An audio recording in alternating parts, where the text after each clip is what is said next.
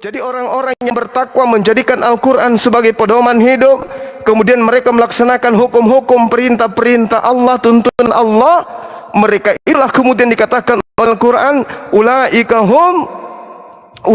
ala hudam min rabbihim wa ulaika humul muflihun. Mereka lah yang mendapatkan petunjuk dari Tuhan, dan mereka itulah orang-orang yang beruntung. Sedangkan orang-orang kafir, innal ladzina kafaru sawaun alaihim a anzartahum am lan tunzirhum la yu'minun, bahwa sesungguhnya orang-orang kafir sama saja bagi mereka, diberi perintah ataupun tidak diberi perintah, selalu hanya berhayal. Keselamatan itu adalah hadiah, keselamatan itu anugerah. Tidak mungkin diberikan hadiah kalau tidak bekerja, tidak mungkin diberikan upah kalau tidak melaksanakan perintah. Itu mustahil. Kita dalam kehidupan dunia saja, kalau kita tidak mentaati aturan-aturan, bagaimana kita bisa menjadi karyawan yang mendapatkan hadiah dan seterusnya dari pimpinan kalau kita tidak mentaati aturan? Saya teringat dengan, saya masuk ya sebagai bahan materi Pengkhotbah 12, 14, Mazmur 62, 12. Bahkan kalau kita lihat di dalam Matius 16, 27, Tuhan pencipta langit dan bumi akan membalas, akan menggiring manusia ke dalam sebuah penghakiman, di mana hasil dari penghakiman itu menentukan selamat tidaknya manusia, disebabkan karena Tuhan akan membalas, akan memberikan upah berdasarkan atas perbuatan manusia masing-masing. Jadi kalau ini yang menjadi patron, kasihan agama Kristen. Karena agama Kristen itu sudah membatalkan semua perintah-perintah Tuhan, menuju kepada perintah yang dibuat oleh Paulus. Saya kira begitu sebagai pengantar bahwa keselamatan yang diberikan oleh pencipta langit dan bumi kepada manusia itu berdasarkan atas ketaatan manusia kepada perintah-perintahnya, dan perintah hanya ada termaktub di dalam Al-Quranul Karim. Demikian.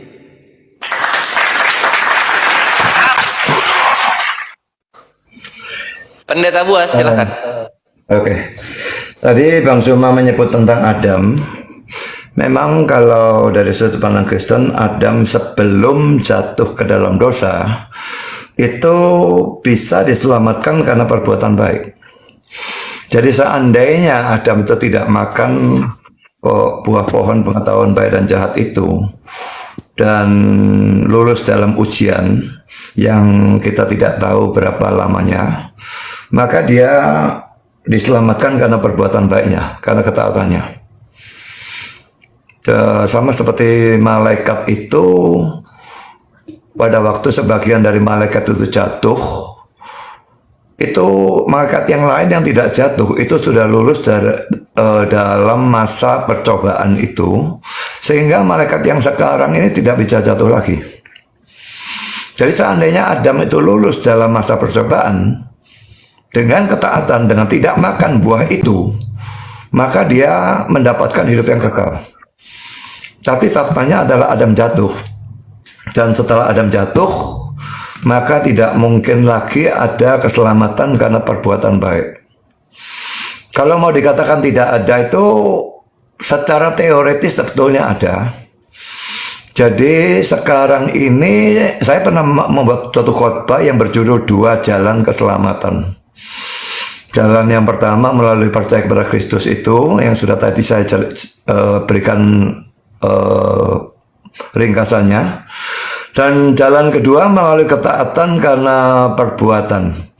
Tapi jalan kedua ini cuma ada secara teoretis, tidak ada secara praktis, karena taatnya itu diharuskan taat secara sempurna, tidak boleh gagal satu kali pun. Gagal satu kali saja, satu dosa sudah saya katakan cukup membuang orang itu ke neraka selama-lamanya. Memang orang yang sedikit dosa, ya hukumannya lebih ringan, tapi tetap selama-lamanya di dalam neraka.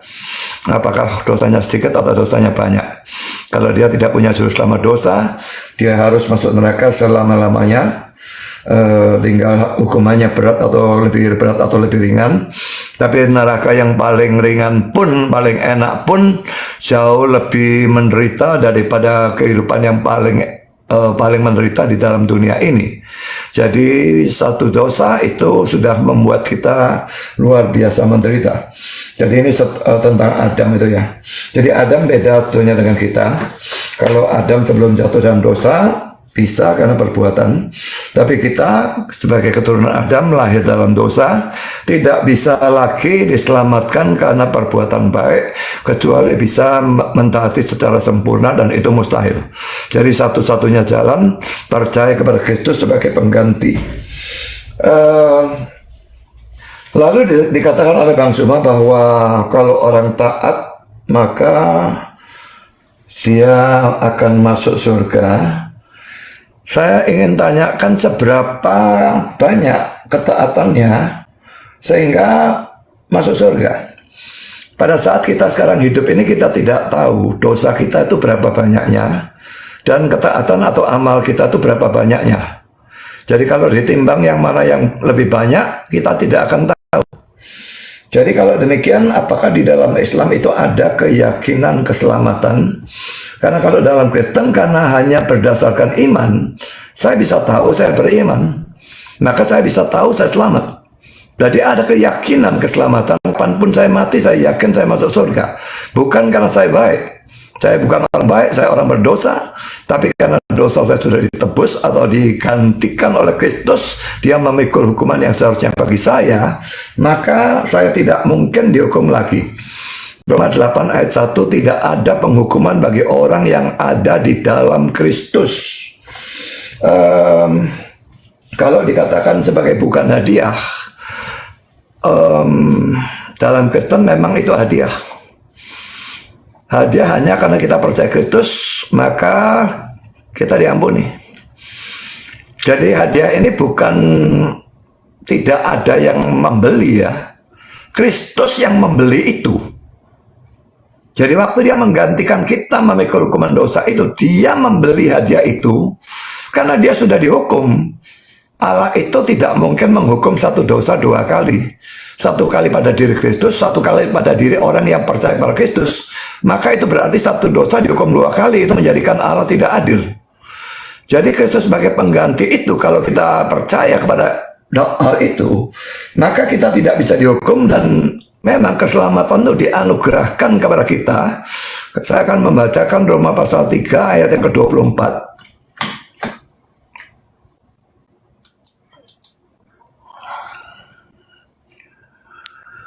Saya baca malah ayat 23 ya. Karena semua orang telah berbuat dosa dan telah kehilangan kemuliaan Allah, dan oleh kasih karunia telah dibenarkan dengan cuma-cuma, gratis, karena penebusan dalam Kristus Yesus. Gratis sama saja dengan hadiah kan ya. Jadi memang itulah kasih karunia ya. Kita tuh tidak berlayak, layaknya kita dibuang semuanya ke dalam neraka. Tapi kepada kita yang tidak berlayak itu, Allah memberikan sesuatu yang baik. Itu karena ada kasih karunia di dalam diri Allah. Kasih karunia itu memberikan yang baik kepada orang yang tidak layak. Kalau orang itu berdosa dan dimasukkan neraka, itu adil. Kalau orang itu baik dan dimasukkan surga, itu adil. Tapi kalau orang itu buruk, berdosa buruk sekali, tapi dia diselamatkan, diberikan hadiah, maka itu kasih karunia. Dalam bahasa Inggris, grace. Dalam bahasa Indonesia diterjemahkan kasih karunia. Lalu dalam Alkitab itu dosa itu berulang kali digambarkan sebagai hutang. Misalnya dalam doa Bapa kami yang Yesus ajarkan, saya akan bacakan ya.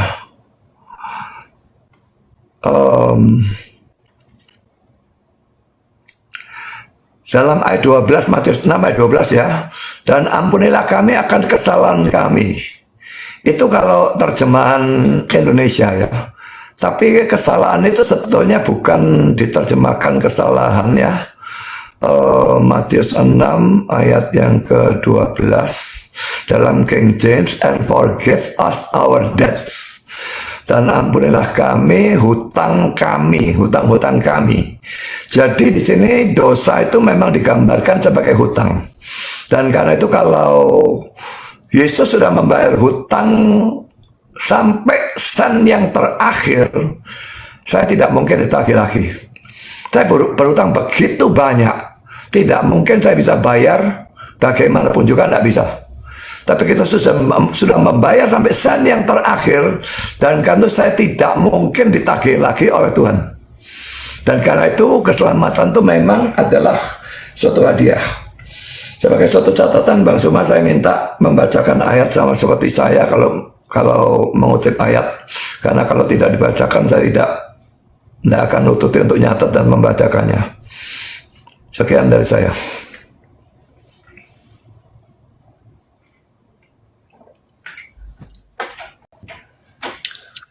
Moderator,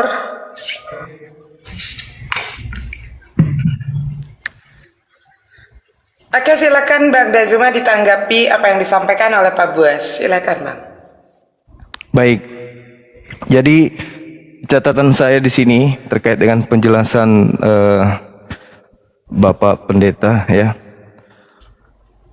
Yang pertama terkait sanggahannya bahwa manusia diselamatkan atas perbuatan. Lalu bagaimana dengan mereka yang memiliki perbuatan jahat dan juga perbuatan baik? Inilah hebatnya di Islam. Konsep keselamatan di Islam itu sangat luar biasa. Allah Subhanahu wa taala menerangkan, bismillahirrahmanirrahim, yauma yajma'ukum liyaumal jam'. Itu diterangkan di dalam Al-Qur'an surah At-Taghabun ayat 9. Ingatlah pada hari manusia dihimpunkan. Seluruh manusia dari sejak Nabi Adam alaihissalam itu dihimpun, berkumpul kemudian untuk dihitungkan, diungkapkan semua perbuatan-perbuatannya ketika di atas muka bumi. Di hari penghakiman itu, yang namanya hari penghakiman, kalau kita beriman kepada hari penghakiman, berarti kita sudah ngerti orang dihakimi. Kalau manusia tidak dihitung perbuatan baiknya dan perbuatan buruknya, lalu untuk apa ada hari penghakiman? Kenapa enggak mati langsung surga aja? Kenapa enggak mati langsung surga? Kok toh enggak perlu dihakimi lagi? Ternyata itu hanya ajaran berasal dari Paulus. Seperti yang Bapak tadi sampaikan Roma 5, ya. Bahwa kemudian Paulus mengatakan dengan sangat jelas bahwa di Kristen bahwasanya tidak ada lagi perbuatan. Roma 8 nomor 1. Demikianlah sekarang tidak ada penghukuman bagi mereka yang berada di dalam Yesus. Nanti kita urai apakah Kristen ini berada di dalam Yesus atau di luar Yesus, ya. Itu konsep yang dijual Paulus kemudian kepada orang Kristen, khususnya orang Roma, bahwasanya barang siapa yang berada di dalam Yesus Kristus, dia tidak dapat lagi penghukuman. Tapi apakah betul orang Kristen ini berada di dalam Yesus? Nanti kita buktikan.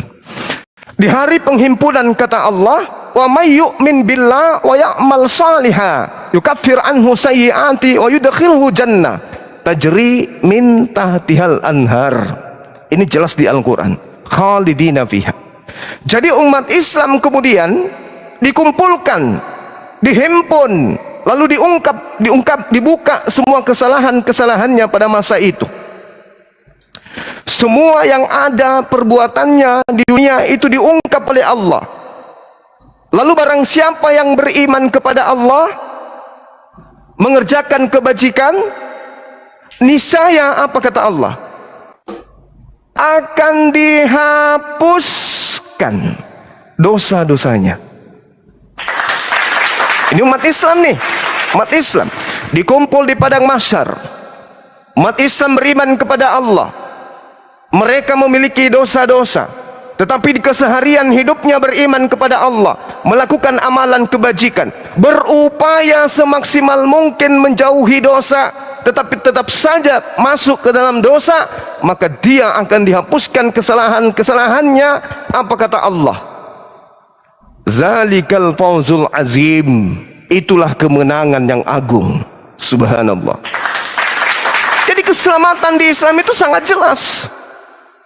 beriman kepada Allah, berupaya mentaati Allah, mentaati perintah dan menjauhi larangan semaksimal mungkin. Kalaupun jatuh ke dalam kemaksiatan, kalaupun jatuh ke dalam dosa, pertobatan, bertobat. Solusinya bertobat, mengaku bersalah di hadapan Allah, bertobat. Karena tidak ada manusia yang bisa jatuh, yang bisa lekang dosa, nggak ada. Makasih ya Tinda Hen, syukran. Jadi di Islam itu sangat jelas, ulaika ala hudam min rabbihim wa ulaika humul muflihun.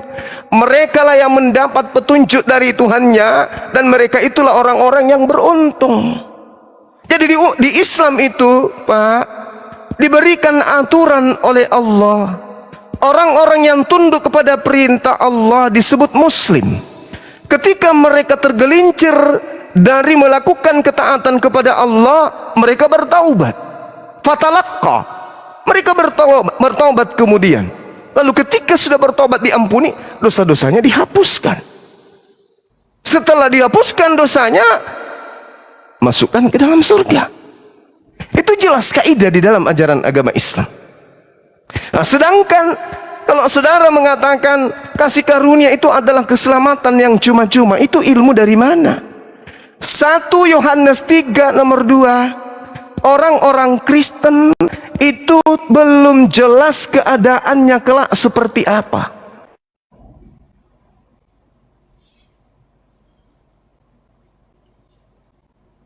Tuhannya 3 nomor 7. Tuhan tidak akan membenarkan orang yang bersalah. Tidak akan dibenarkan. Jadi kalau ada konsep Yesus mati, yang beriman kepada Yesus, pencuri, perampok, pembunuh, baru-baru bunuh tetangganya, percaya kepada Yesus, diselamatkan.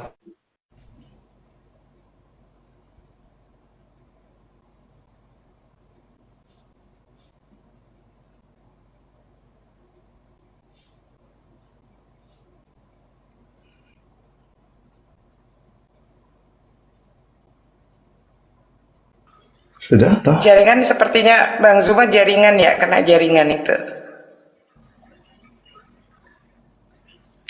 Jaringannya merah, sebentar ditunggu. Oh, bentar kepental.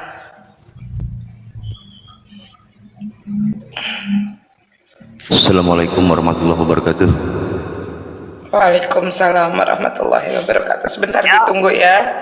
Ini Pak Budi ditunggu. Ini cuma Gurunda aja kan ya? Iya, kepental barusan jaringannya merah. Oke. Sabar ya Ikhwan. Tuh, Gurunda open cam udah diturutin. Mau minta apa lagi?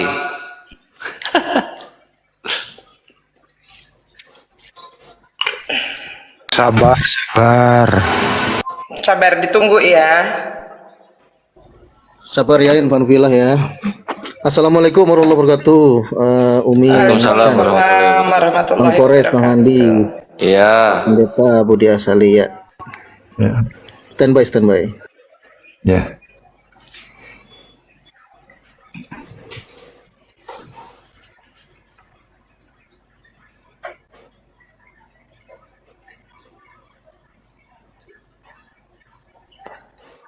Karena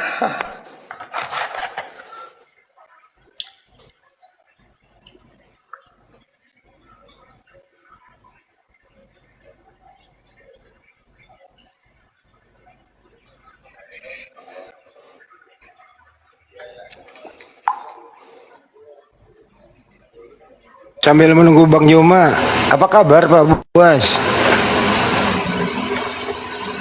Kenapa? Sambil menunggu Bang Juma, daripada pada diam-diaman gitu ya. Konsep keselamatan itu harus melalui Yesus ya Pak Buas ya? Ya.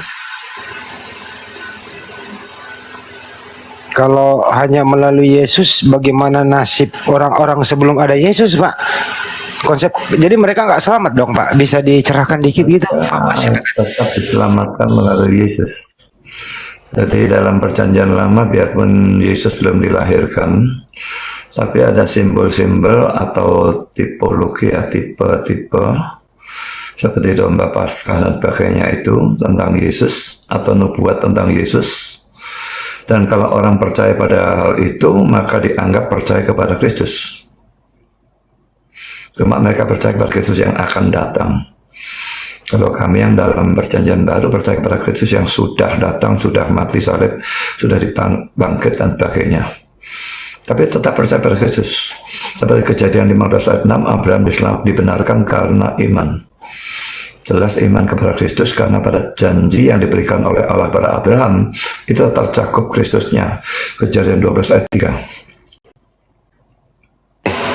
Boleh nggak dikatakan gini Pak Buas, setiap para nabi itu adalah konsep keselamatannya ada berdasarkan pengajaran para nabi itu di zamannya kepada kaumnya, seperti kaumnya Adam, kaumnya Daud, kaumnya Musa.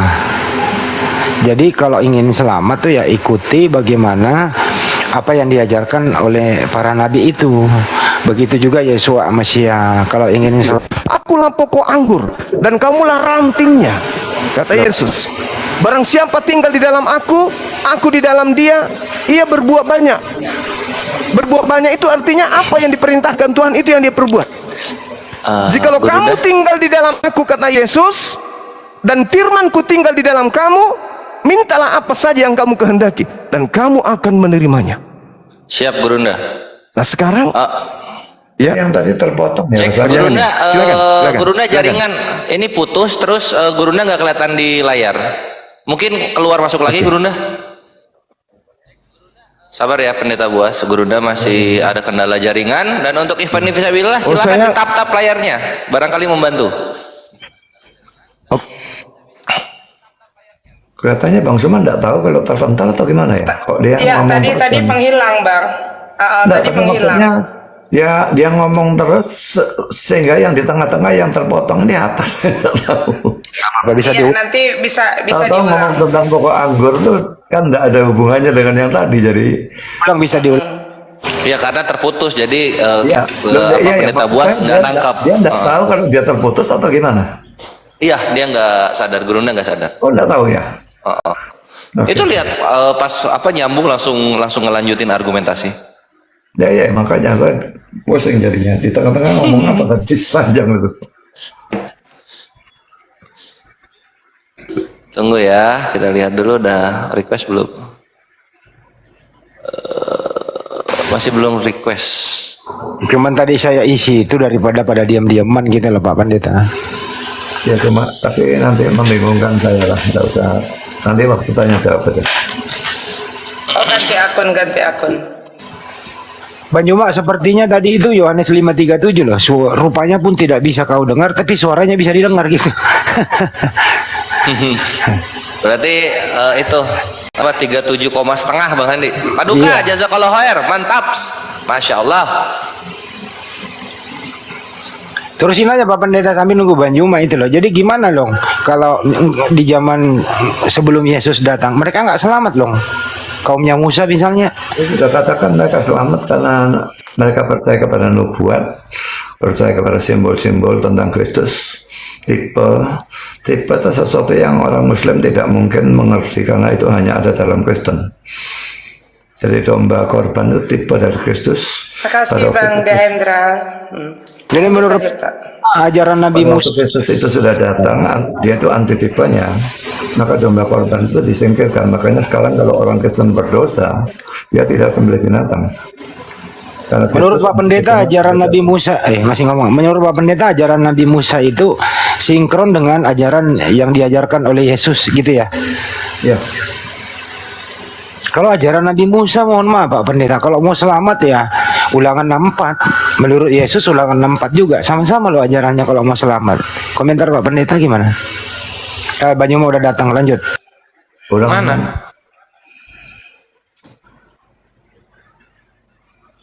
Ini udah kelihatan di saya. Masih loading belum.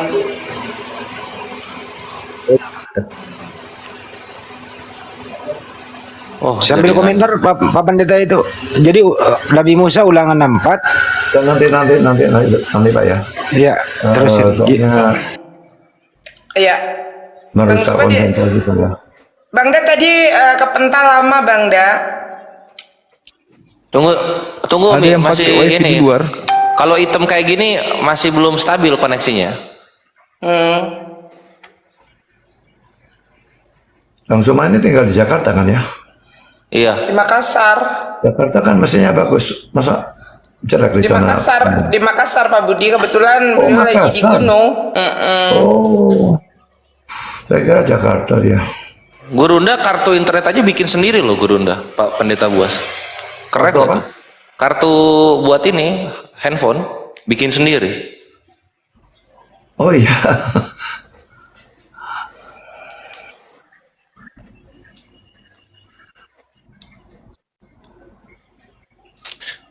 Mungkin untuk Gurunda supaya membantu jaringan, aduh hilang lagi.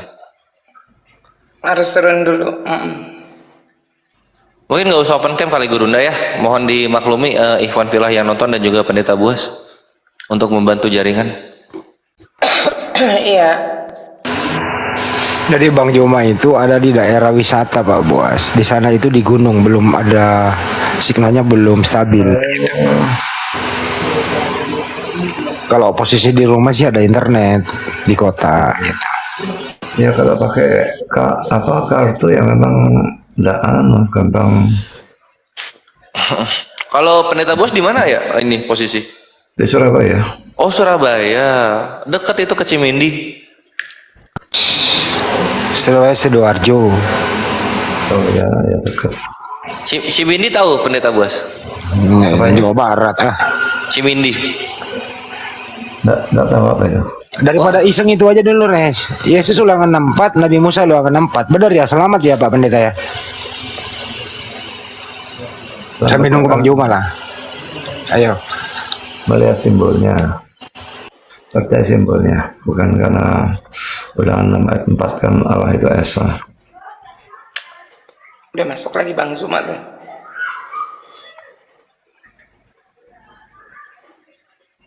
Ini ada Bang Zuma KW juga di bawah nih ikut-ikut. Minta naik. Badut nanti dulu Badut ya. Kita belum mau ketawa. Dan saya permisi ke belakang ya. Iya. Iya. Pendeta. Naik motor. Oh, Ada.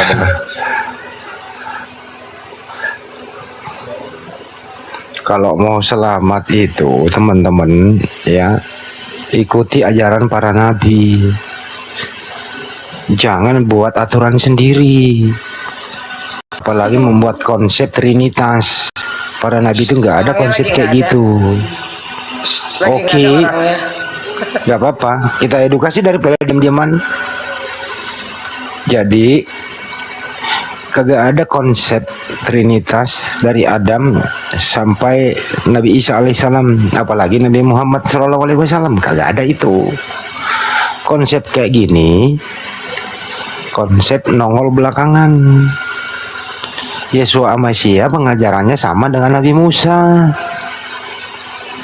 Nah, konsep trinitasnya Pak Buas ini itu bersumber daripada ada Banjoma nongol nih, silakan. Gurunda mungkin dicoba off cam aja Gurunda.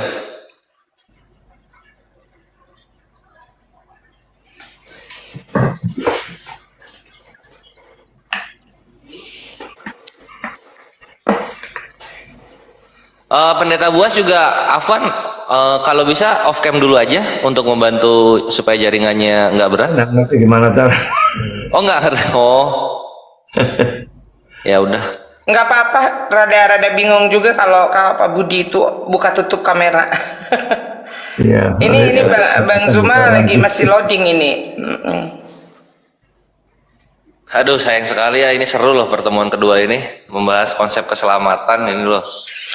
Ini kayaknya kemarin sampai jam 12, sekarang bisa sampai jam 2 ini Pak Budi. Itu hilang lagi Banjomanya. Iya, ini jaringannya.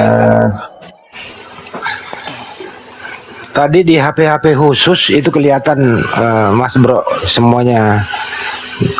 Ada yang nggak kelihatan, ada yang enggak. Tapi Ya sabar udah, dulu ya. gini aja Bang Andi sambil ngisi gurunda, mungkin ada 5 menit kan, topik yang lain aja dulu sama pendeta Buas. Ya nggak apa-apa, itu tadi bagus loh itu. Oh, konsep Pak Buas, konsep keselamatan para nabi itu terstruktur. Nah, jadi berkesinambungan itu Bang. Seperti antara Nabi Musa dan Yesus dulu ya. Gitu loh. Itu sih sebenarnya. Cek, nah ini gambarnya udah kelihatan, tapi masih sinyal merah. Merah banget. Tunggu ya. Nah, udah kelihatan tuh. Oke, lanjut. Belum sinyal. Cek gurunda. Ci. Masuk. Suara kita masuk? Oke. Iya, masuk. Oke, lanjut silakan gurunda yang terputus tadi. Kalau nggak diulang aja dari awal gurunda. Tadi Iya, agak panjang Bang, itu sampai- putusnya. Mungkin perlu saya infokan bahwa tadi terakhir mendengar itu kalau orang bunuh tetangganya lalu percaya Yesus selamat gitu. Sampai di situ lalu Oh, Bang Suma mantap. terpental. Siap. Iya, baik. Oke. silakan. Jadi itu Lanjutkan. kemudian masuk dalam poin Roma 10:9 nomor 6 ya. Barang siapa yang berkata dengan mulutnya Yesus itu Tuhan, maka dia akan diselamatkan. Itu poinnya. Sekarang permasalahannya adalah ketika berbicara mengenai keselamatan tanpa ada tuntunan dari pembawa ini adalah pembawa yang dibawa oleh Yesus, maka tentu Yesuslah yang akan menerangkan terkait dengan konsep keselamatan yang Bapak Pendeta uraikan. Sedangkan Yesus ketika ditanya, dia mengatakan untuk masuk ke dalam surga, maka orang itu wajib kemudian mentaati segala perintah-perintah. Bahkan di dalam Matius 5, barang siapa yang meniadakan perintah, meskipun yang paling terkecil, Matius 5 nomor 19, alias neraka. Dan barang siapa yang mengajarkan kepada orang lain, alias mentaati perintah-perintah yang ada di dalam hukum Taurat, maka dia akan menempati surga. Ini pengakuan Yesus. Sementara Bapak mengajukan materi-materi dari Roma 8 dan seterusnya, ini tidak pernah Yesus ungkapkan. Ini kan Paulus di luar Yahudi. Demikianlah sekarang kita tidak dihukum, ya, tidak ada penghukuman bagi mereka yang ada di dalam Kristus Yesus. Sedangkan untuk berada di dalam Yesus Kristus, wajib hukumnya untuk kemudian tetap di dalam firman perkataan yang Yesus sampaikan. Itu terekam di dalam Yohanes 15 nomor 5 sampai nomor 8. Tidak bisa kemudian, karena Yesus mengatakan jika kau percaya kepada aku, maka kamu juga akan melakukan pekerjaan-pekerjaan yang aku lakukan. Yesus ketika datang di tengah-tengah Bani Israel, itu taat kepada perintah-perintah Tuhan. Makanya dikatakan di dalam Galatia 4 nomor 4, Yesus takluk di dalam di bawah hukum Taurat, berarti Yesus dengan setia menjalankan perintah-perintah Tuhan. Nah, sedangkan keselamatan di Kristen adalah ya percaya diselamatkan. Itu Yesus tidak pernah sampaikan. Bahkan kalau kita lihat sedikit lagi ya, di dalam Yohanes 3 nomor 16, begitu besar kasih ia mengutus Yesus. Barang siapa yang percaya kepada Yesus, maka dia akan diselamatkan. Yang tidak percaya kepada Yesus, mati di dalam dosanya. Nah, Yesus mengatakan cara untuk selamat adalah melaksanakan segala perintah-perintah Allah. Di dalam Matius 19, Yesus sendiri menerangkan dengan sangat rinci di sana bahwa untuk mendapatkan keselamatan, manusia itu wajib hukumnya mentaati segala perintah-perintah Allah. Bahkan Yesus ditanya, perintah yang mana? Yesus menerangkan, jangan membunuh, jangan berzina, jangan mencuri, jangan mengucapkan saksi dusta, hormatilah ayah ibumu, kasihilah sesamamu manusia seperti dirimu sendiri. Kata orang itu, semua itu telah kuturuti.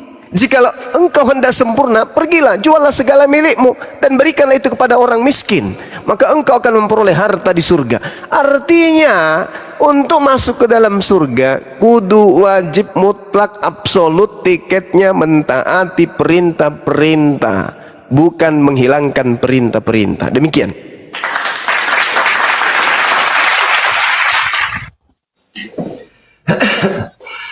Oke. Tadi Bang Suma mengatakan untuk apa hari penghakiman kalau orang beriman percaya. Hari penghakiman itu orang yang beriman itu tetap diadili tapi tidak bisa dihukum.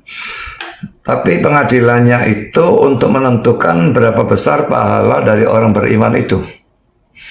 Surga itu bukan suatu masyarakat yang sama rata atau komunis begitu. Tapi ada tingkatan-tingkatannya, ada pahala yang lebih besar, ada pahala yang lebih sedikit.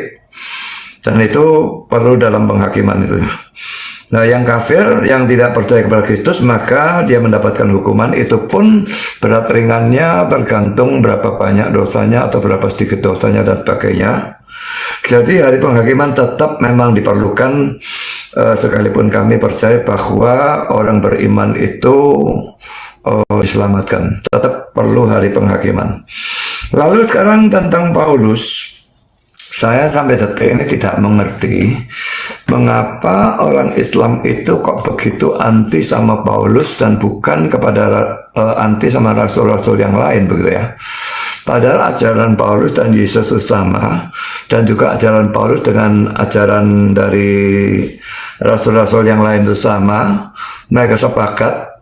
Kalau kita melihat di dalam Kisah Rasul pasal yang ke-15, saya akan bacakan ya, Kisah Rasul pasal 15. Saya tidak usah bacakan semua ya. Ayat 1, beberapa orang datang dari Yudea ke Antiokhia dan mengajarkan kepada saudara-saudara di situ. Saudara itu maksudnya orang Kristen ya. Jikalau kamu tidak disunat menurut adat istiadat yang diwariskan oleh Musa, kamu tidak dapat diselamatkan. Jadi mereka menuntut perbuatan baik, menurut sunat, ya harus sunat. Kalau tidak bisa selamat. Tapi Paulus dan Barnabas dengan keras melawan dan membantah pendapat mereka. Akhirnya ditetapkan supaya Paulus dan Barnabas serta beberapa orang lain dari jemaat itu pergi para rasul-rasul, jadi rasul yang lain ya, yang lebih dulu menjadi rasul daripada Paulus, dan penatua di Yerusalem untuk membicarakan soal itu. Lalu saya loncat-loncat saja membacanya ya, di dalam ayat yang ke-5. Tetapi beberapa orang dari golongan Farisi yang telah menjadi percaya, ini percayanya percaya KTP ya, datang dan berkata, orang-orang bukan Yahudi harus disunat, ditambah lagi, dan diwajibkan untuk menuruti hukum Musa. Nah sekarang di persidang rasul-rasul dan penatua-penatua untuk membicarakan soal itu.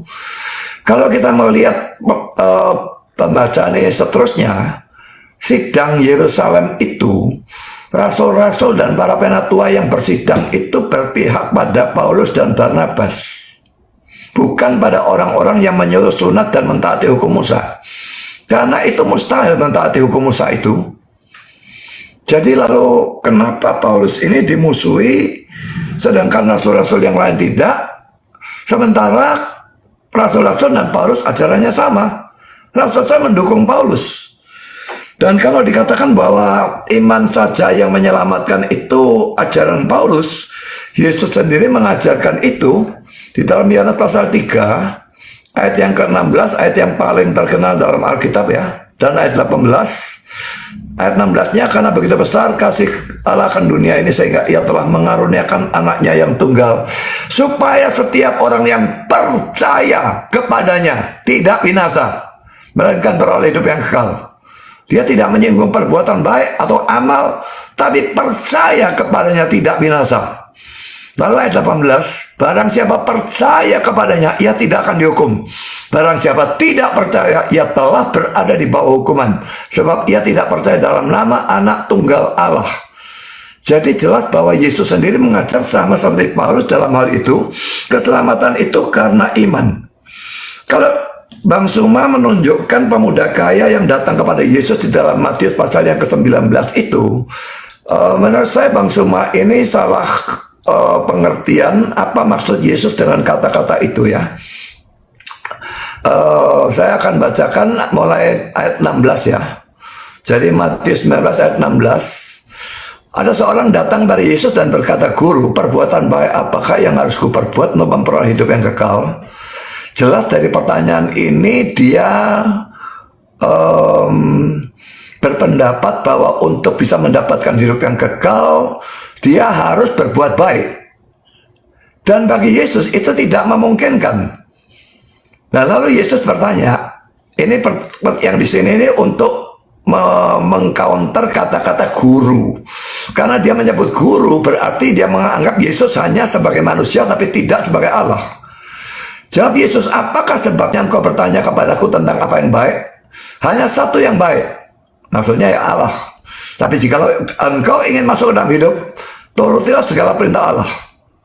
Jadi waktu dia berkata hanya satu yang baik, yaitu Allah itu, maksudnya bukannya dia itu tidak baik dan dia itu bukan Allah. Tapi maksudnya justru dia baik dan dia adalah Allah. Jadi jangan cuma sebut sebagai guru, tapi juga sebut sebagai Allah atau sebagai Tuhan.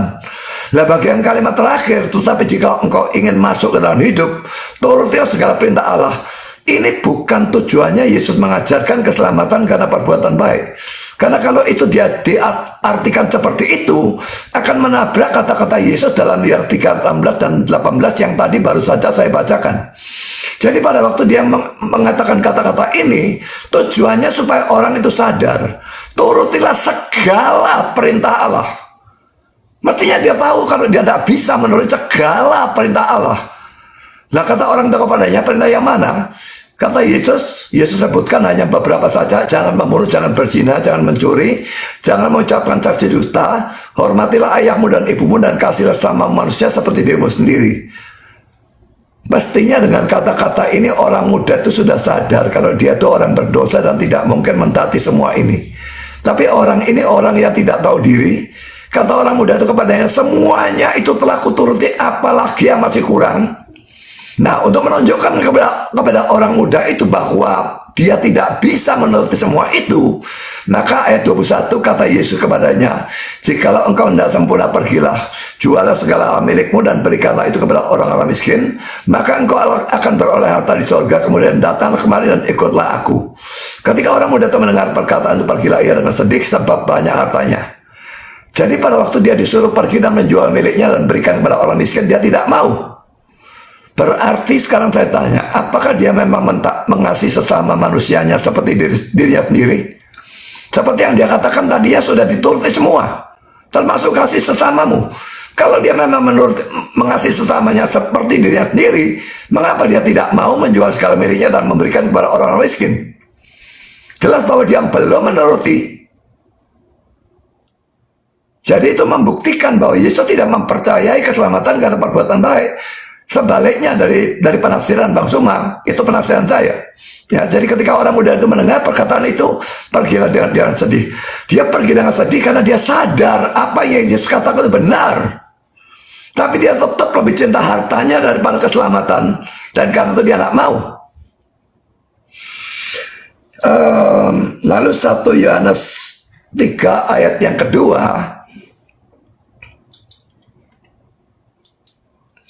Saudara-saudaraku yang kasih, sekarang kita adalah anak-anak Allah, tapi belum nyata apa keadaan kita kelak. Belum nyata apa keadaan kita kelak itu bukannya belum pasti kita tuh masuk surga, bukan seperti itu ya.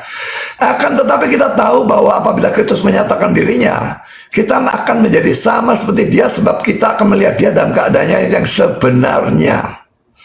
Jadi kalau sekarang itu kita mengenal Yesus dan sebagainya itu mengenal secara samar-samar.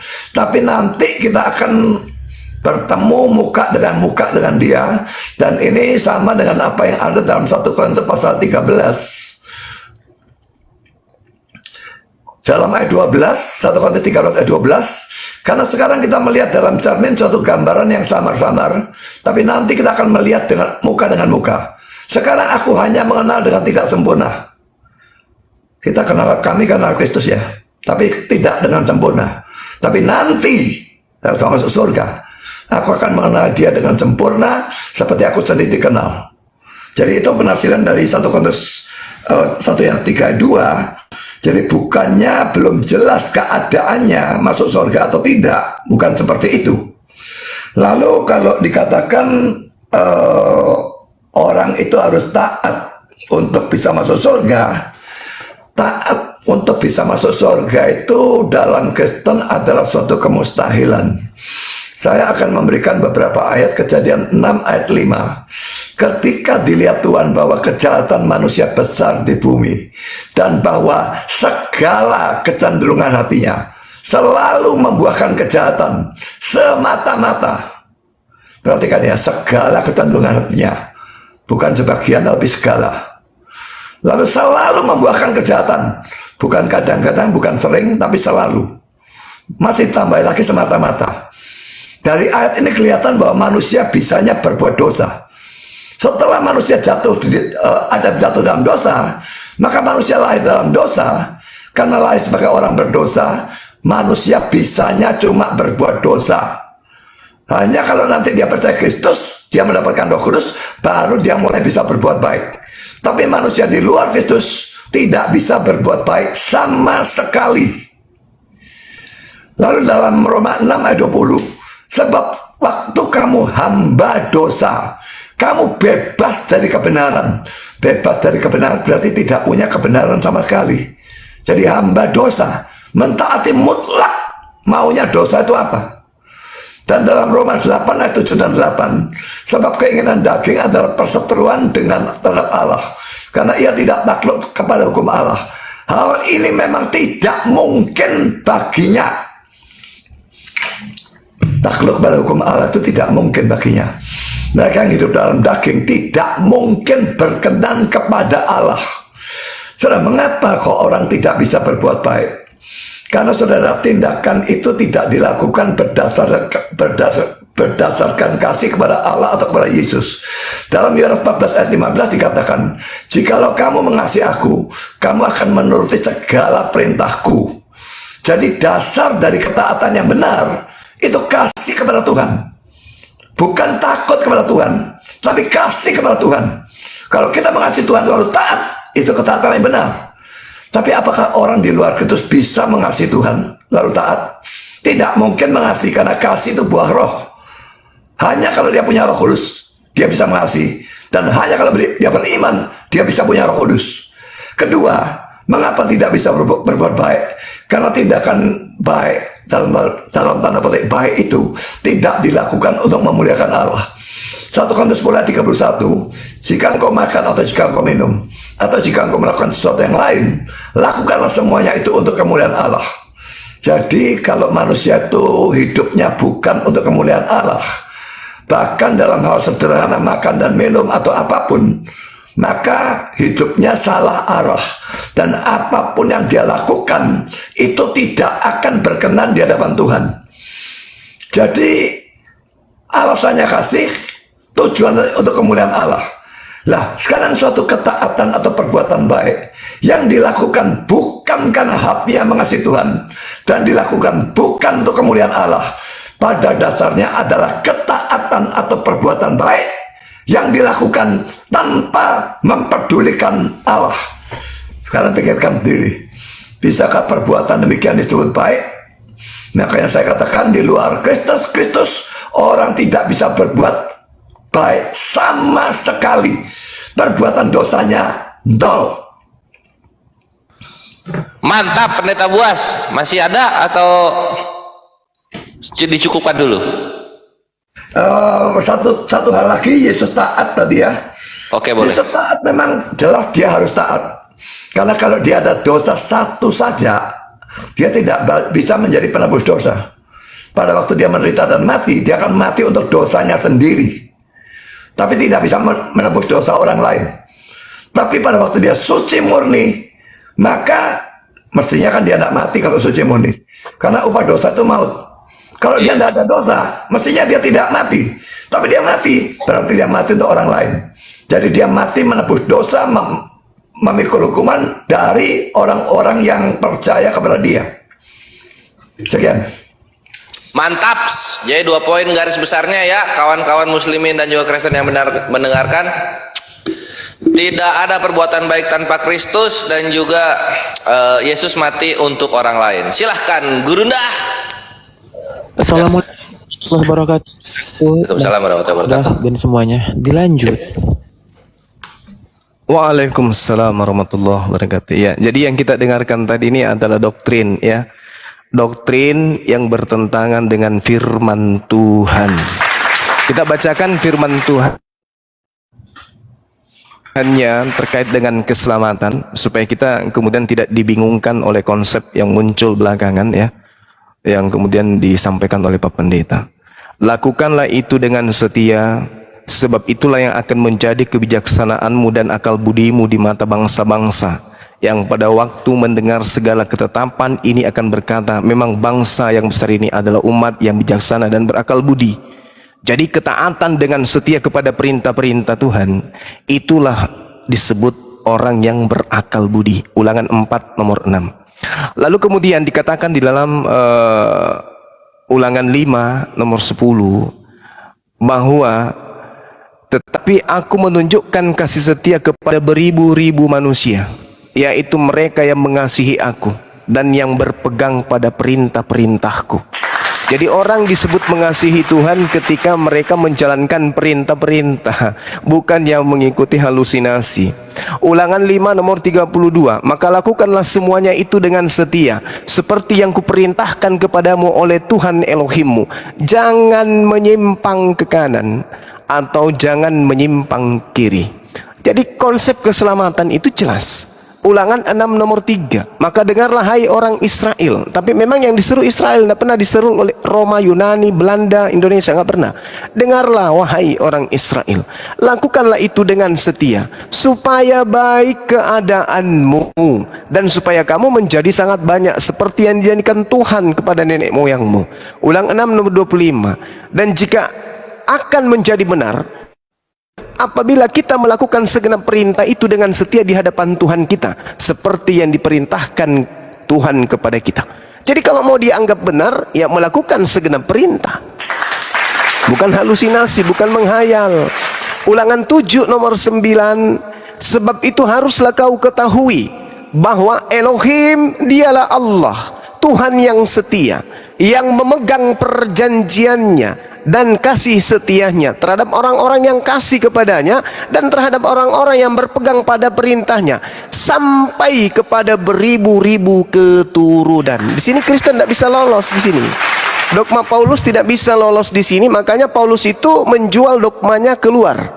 Karena itu tidak cocok dengan Yahudi, umat Tuhan, nggak bisa. Ulangan 7 nomor 9, sebab itu haruslah kamu ketahui bahwa Tuhan Elohimmu dialah Allah, Tuhan yang setia, yang memegang janjinya dengan setia terhadap janji tersebut, terhadap orang-orang yang kasih kepadanya dan terhadap orang-orang yang berpegang pada perintahnya sampai kepada beribu-ribu keturunan. Jadi orang Israel pada zaman Musa menerima kemudian aturan-aturan sampai kepada beribu keturunan. Mereka harus taat terhadap perintah-perintah Tuhan, sebab Tuhan punya janji yang Tuhan pegang, bahwa Tuhan menyelamatkan mereka yang taat pada perintah-perintah. Kalau taat kepada perintah berarti menjalankan perbuatan-perbuatan baik, karena Tuhan memerintahkan perbuatan-perbuatan baik. Perintah-perintah Tuhan berisi perbuatan-perbuatan baik. Orang yang taat kepada perintah Tuhan, maka kesehariannya semua cakupan ibadahnya berdasarkan dengan firman Tuhan, bukan asumsi semata-mata. Ulangan 7:12, dan akan terjadi karena kamu mendengarkan peraturan-peraturan itu serta melakukannya dengan setia, maka terhadap engkau Tuhan Elohimmu akan memegang perjanjian dan kasih setianya yang diikrarkan dengannya dengan sumpah kepada nenek moyangmu. Ini enggak main-main. Ulangan 7:12, dan akan terjadi karena kau mendengarkan peraturan-peraturan Tuhan tersebut serta melakukannya dengan setia, maka terhadap engkau Tuhan akan memegang perjanjian dan kasih setianya yang diikrarkannya dengan sumpah kepada nenek moyangmu. Ya, tak ada cerita. Makanya Paulus mengaku Aku diutus kepada non-Yahudi. Karena ajaran perintah-perintah Tuhan kayak begini nggak berlaku bagi non-Yahudi. Karena non-Yahudi itu bukan umat Tuhan, tapi umat Paulus. Ulangan 8 nomor 1. Segenap perintah yang kusampaikan kepadamu pada hari ini, wajiblah hukumnya kamu lakukan dengan setia. Supaya apa? Supaya kamu hidup dan bertambah banyak, dan berikan negeri yang dijanjikan Tuhan dengan sumpah kepada nenek moyangmu. Ajaran ini nggak dipakai oleh teman-teman Kristen karena mereka bukan Bani Israel. Ulangan 11 nomor 1. Haruslah engkau mengasihi Tuhan Elohim dan melakukan dengan setia kewajibanmu terhadap Dia, dengan senantiasa berpegang pada segala ketetapannya, pada segala peraturannya, dan segala perintah-perintahnya. Harus mengasihi itu, harus mentaati peraturan, ketetapan, dan perintah-perintah. Ulangan 11, 32. Maka haruslah kau melakukan dengan setia segala ketetapan dan peraturan yang kupaparkan kepadamu pada hari ini. Inilah ketetapan dan peraturan yang kamu harus lakukan dengan setia. Ulangan 12 nomor 1. Yaitu aturan-aturan yang datang kepada Nabi Musa. Aturan itulah yang harus kamu lakukan dengan setia. Ulangan 12:32. Segala yang kuperintahkan kepadamu haruslah kamu lakukan dengan setia. Jangan engkau menambahinya, jangan pula engkau menguranginya. Perjanjian baru nggak laku di sini. Makanya perjanjian baru itu hanya diperuntukkan kepada non-Yahudi. Lalu kemudian ulangan 15 nomor 5. Asal saja engkau mendengarkan baik-baik suara Tuhan Elohim dan melakukan dengan setia segenap perintah yang disampaikan kepadamu pada hari ini, maka engkau akan selamat. Jelas. Ulangan 16 nomor 12. Haruslah kau ingat bahwa engkau pun dahulu budak dari Mesir, dan haruslah engkau lakukan ketetapan-ketetapan dengan setia. Ketetapan yang mana? Ketetapan-ketetapan yang datang kepada Nabi Musa.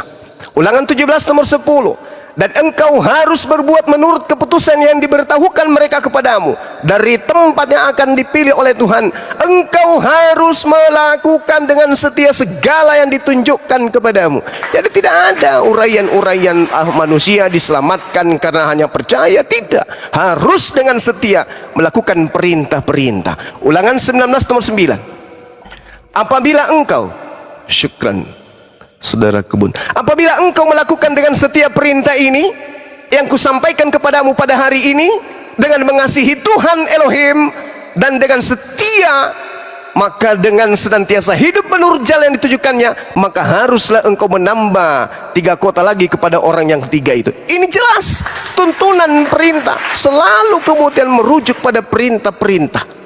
Ulangan 23 nomor 23. Apa yang keluar dari bibirmu haruslah kau lakukan dengan setia, sebab dengan sukarela kau nazarkan kepada Tuhan Elohim sesuatu yang kau katakan dengan mulutmu sendiri. Ulangan 24 nomor 8. Hati-hatilah dalam hal penyakit kusta dan lakukanlah dengan tepat segala yang diajarkan imam-imam Lewi kepadamu. Apa yang kuperintahkan kepada mereka harus kamu lakukan dengan setia.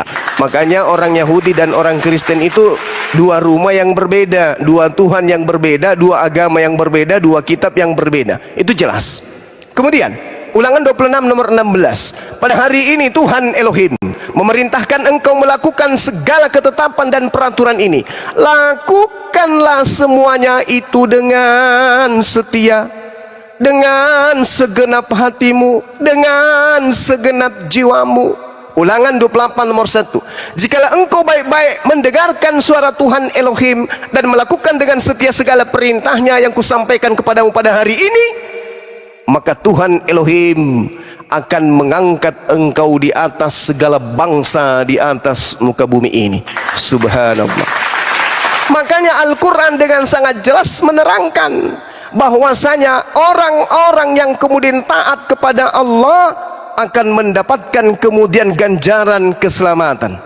Huwallazi arsala rasulahu bil huda wa dinil haqq liyuzhirahu 'alad dini kulli walau karihal musyrikun. Dialah Allah yang telah mengutus rasulnya Nabi Muhammad sallallahu alaihi wasallam dengan petunjuk Al-Qur'an yang mana cakupannya isi Al-Qur'an adalah perintah dan larangan dan agama yang benar untuk diunggulkan di atas segala agama walaupun orang-orang musyrik tidak menyukainya. Makanya dikatakan oleh Allah, innallaha yudkhilul ladina amanu wa amilus shalihat jannatu tajri min tahtihal anharu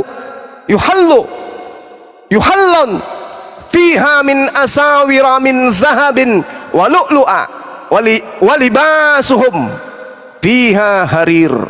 Sungguh Allah akan memasukkan orang-orang beriman dan memasukkan orang-orang yang mengerjakan kebaikan ke dalam surga. Di sanalah mereka diberi perhiasan dan seterusnya dan seterusnya. Jadi ini Al-Quran menarasikan bahwa keselamatan itu berdasarkan atas perbuatan. Wa tilkal jannatul lati uristumuha bima kuntum ta'malun. Dan itulah surga yang diwariskan kepada kamu disebabkan amal perbuatan yang kamu kerjakan. Terakhir, poin terakhir dari saya ingin mengatakan kepada Pak Pendeta bahwa narasi keselamatan tidak ada kemudian ditakar dari perbuatan-perbuatan, sedangkan yang ada di dalam kitab saudara perjanjian baru, perjanjian lama, semua manusia diselamatkan berdasarkan takaran perbuatan. Wahyu 22 nomor 12, sesungguhnya aku datang segera dan aku membawa upahku untuk membalas kepada setiap manusia menurut perbuatannya masing-masing. Wahyu 20 nomor 12 sampai nomor 15. Dan aku melihat orang-orang mati besar dan kecil berdiri di depan takhta itu. Lalu dibuka semua kitab dan dibuka juga sebuah kitab lain, yaitu kitab kehidupan. Dan orang-orang mati dihakimi menurut perbuatan mereka berdasarkan apa yang tertulis dalam kitab-kitab itu. Maka laut menyerahkan orang-orang mati yang ada di dalamnya, dan maut dan kerajaan maut menyerahkan orang-orang mati yang ada di dalamnya, dan mereka dihakimi masing-masing menurut perbuatannya masing-masing. Jadi tidak ada itu anugerah keselamatan tanpa diawali dengan penghakiman terhadap perbuatan-perbuatan. Sedikit lagi, dikatakan di dalam kitabnya saudara Kristen, ya, Yohanes 5 nomor 29, mereka yang telah berbuat baik akan keluar dan bangkit untuk hidup yang kekal, tetapi mereka yang telah berbuat jahat akan mati dan bangkit untuk dihukum. Ini jelas Yesus yang berkata, mereka yang telah berbuat baik akan keluar dan bangkit dan hidup yang kekal alias surga, tetapi mereka yang telah berbuat jahat, artinya mereka yang meninggalkan firman Tuhan menuju kepada ajaran doktrin dan dogma, akan bangkit untuk dihakimi. Saya tidak ngadi-ngadi. Bahkan Yesus mengatakan di dalam Matius 16 nomor 27, sebab anak manusia akan datang dalam kemuliaan Bapaknya diiringi malaikat-malaikatnya. Pada waktu itu dia akan membalas setiap manusia menurut perbuatannya masing-masing. Pengkhotbah 12:14. Karena Allah akan membawa setiap perbuatan manusia ke pengadilan yang berlaku atas segala sesuatu, baik yang tersembunyi maupun yang terang-terangan, entah itu baik entah itu jahat. Tolong direnungkan itu. Jadi tidak ada perbuatan di atas muka bumi ini yang akan lepas dari penghakiman. Semua manusia akan diupah berdasarkan atas perbuatan masing-masing. Data ada, lengkap, perjanjian lama, perjanjian baru, tapi itu semua hancur lebur dikarenakan doktrin yang dijual oleh Paulus kepada non-Yahudi. Silakan. Mantap Pendeta Buas. Itu harus bisa dijawab semua Pendeta Buas. Kalau tidak ini berbahaya ini untuk masa depan kita semua ini. Terlalu banyak fakta-fakta yang beredar. Silakan, silakan. Saya tidak mungkin membacakan begitu banyak ayat, waktu saya habis karena hal itu. Tapi Bang Suma mayoritas tadi mengutip dari kitab Ulangan pasal 5, pasal 6, pasal 7, pasal 8 dan sebagainya. Dan disuruh taat. Dan beberapa ayat saya yakin itu mengatakan harus taat semua ayat, ya, semua perintah, bukan hanya sebagian perintah, semua perintah. Dan itu yang membuatnya mustahil untuk bisa diselamatkan oleh perbuatan. Karena ketaatan yang seperti yang saya katakan tadi, kalau mau selamat karena perbuatan, taatnya itu harus sempurna. Sekarang akan saya tunjukkan Galatia 3 ayat 10. Karena semua orang yang hidup dari pekerjaan hukum Taurat, yang hidup dari pekerjaan hukum Taurat itu maksudnya dia mau selamat berdasarkan ketaatan pada hukum Taurat, ya. Lah orang yang mau hidup dari pekerjaan hukum Taurat berada di bawah kutuk. Sebab ada tertulis, terkutuklah orang, perhatikan ya, yang tidak setia melakukan segala sesuatu yang tertulis dalam kitab hukum Taurat. Jadi ini cocok dengan apa yang Bang Suma tadi katakan.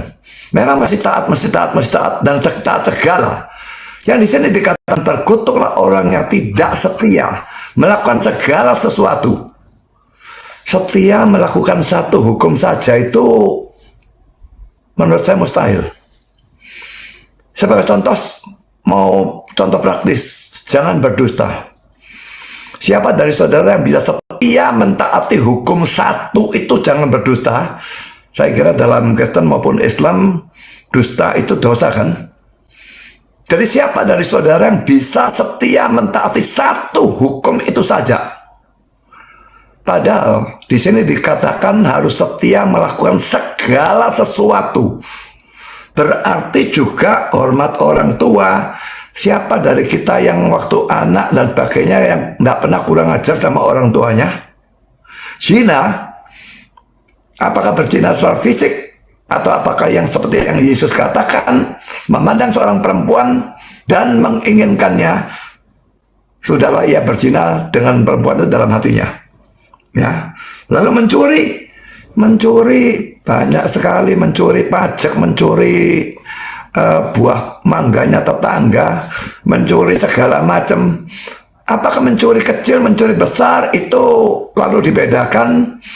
Kalau mencuri yang kecil itu tidak apa-apa. Hukum mana mengajarkan semacam demikian? Saya mencuri sedikit saja itu untuk mencuri. Korupsi dan sebagainya. Siapa dari saudara yang tidak pernah melanggar hal-hal seperti itu? Jangan menginginkan milik orang lain. Itu hukum yang terakhir dalam 10 hukum Tuhan. Siapa dari kita yang tidak pernah kepingin punyanya orang lain? Orang punya mobil mewah dan sebagainya. Siapa yang tidak kepingin? Lalu hukum kasih Allahmu dengan segenap hati, segenap jiwa dan sebagainya. Kasihlah sesama manusia seperti dirimu sendiri. Belum lagi yang lebih parah, kasihlah musuhmu. Bagaimana orang mentaati semua itu harus setia melakukan segala sesuatu. Kalau tidak, dia terkutuk. Gagal satu saja dia terkutuk. Berarti sebetulnya semua orang terkutuk. Saya termasuk, saudara. Makanya Yesus harus mati melalui kematian terkutuk untuk mengambil kutuk itu dari kita. Dan kutuk itu orang terkutuk itu menjadi orang yang diberkati kalau dia percaya kepada Kristus. Dan jangan mengatakan kepada saya bahwa Galatia 3:10 itu kata-kata Paulus. Karena Paulus ini mengatakan sebab ada tertulis terkutuklah dan sebagainya. Ini diambil dari Ulangan 27 ayat terakhir. Ulangan 27 ayat terakhir. Ya, dari ayat 26 ini ayat terakhir dari pasal 27, ya. Terkutuklah orang yang tidak menepati perkataan hukum Taurat ini dengan perbuatan. Dan seluruh bangsa itu haruslah berkata amin. Lu kata segalanya mana kok tidak ada. Kita lihat pasal 28, ya. Ini persis sesudahnya, ya. Pasal 28 ayat 1 Ulangan, ya. Jika engkau baik-baik mendengarkan suara Tuhan Allahmu dan melakukan dengan setia segala perintahnya yang kusampaikan kepadamu pada hari ini, maka Tuhan Allahmu akan mengangkat engkau di atas segala bangsa di bumi. Jadi dua ayat ini digabungkan. Kalau orang tidak melakukan dengan setia segala perintahnya, dia itu terkutuk. Itu yang dikutip oleh Paulus. Jadi Paulus tidak mengatakan dari dia sendiri, dia mengutip dari hukum Taurat. dari ulangan 27 ayat terakhir dan ulangan 28 ayat yang pertama. Dan masih ada lagi kata-kata Paulus yang seperti itu. Kita akan melihat di dalam Roma pasal yang ke-9.